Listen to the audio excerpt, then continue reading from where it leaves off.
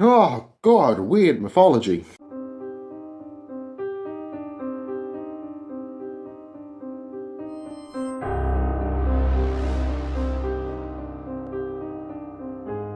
This weird mythology video, let's start off with Hinduism. The creator god Brahma, who is depicted with 4 heads, originally having one. And while he had 1 head, he created his daughter Saraswati and immediately falls lust for her. And out of this lust, he asked to spend time with her, and she's like, oh no, incest, and runs away and turns into a river. Understandably so. Which, in turn, causes Brahma to grow 5 heads in full pervy Max vibes to stare at his daughter in every direction, which causes Shiva to get quite annoyed, and he chops off the most lustful head. And this is why Brahma has 4 heads today, though he still married his daughter.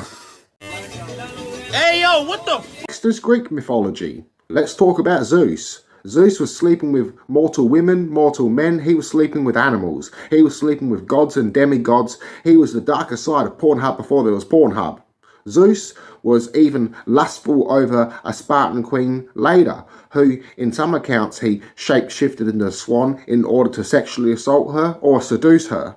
And in turn, she later slept with her husband that very night, and she laid 2 eggs, of which they hatched, and one of them was Helena of Troy.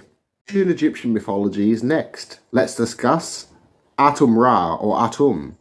Now, Atum was a god that created himself, and he became lonely in the abyss, so he decided to masturbate. And out of his semen came Tefnut and Shu, the goddess of moisture and water, and the god of air. Now, these 2 children of his became lost after going for a swim in the abyss, and to which caused Atum to grieve greatly, so he sent the Eye of Ra to find his children, and after his children were found and returned safely to him, he wept in joy, and out of these tears came the first humans. Next, let's discuss Judaism and Christianity. This story starts off in Genesis 38 with the story of Tamar and Judah. Now, Judah was an Israelite and Tamar was a Canaanite, to which Tamar married Judah's oldest son, caused some misconduct and pissed off Yahweh, so Yahweh killed to which it was Jewish custom for the brother to marry the brother's widow in order to carry on that said dead brother's line. Now, that meaning that that brother's children would actually belong to the dead brother's children. So Onan didn't want to father children that didn't belong to him. So during intercourse, he pulled out and let his semen spill on the floor, to which pissed off Yahweh, and Yahweh killed Onan. So by this point, Judah is worried that Yahweh is killing off his sons because they're marrying a Canaanite woman, Tamar. So he hides his younger son, Shelah, and sends off Tamar to be a widow, to which Tamar is angry because she demands what is offered to her, which would be the youngest son, to which would be her new husband. So instead she dresses as a prostitute and sleeps with her father-in-law, to which she's put on trial, and Judah claims that she is not the guilty one and that he in fact is the guilty one for holding her son from her, and to which she is forgiven, and she gives birth to 2 twins, which were Perez and Zerah. And Perez would be the ancestor of King David and Jesus. What? Aztec mythology. Cuauhtlacue, an Aztec earth goddess, who, by this time of our story, was already old, having 401 children, 400 sons and 1 daughter.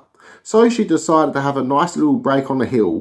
While relaxing on this hill, a floating ball of feathers got her pregnant, and out of embarrassment and anger, her 401 children had a family council, and at this private meeting, they decided that their mother must pay by being put to death.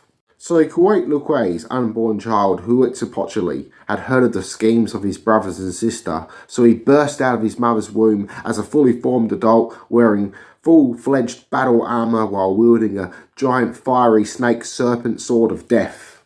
After bursting from his mother's womb, Huitzilopochtli then killed his sister. He beheaded her and threw her head into the sky, so that way her mother could always see her beautiful face and reflection.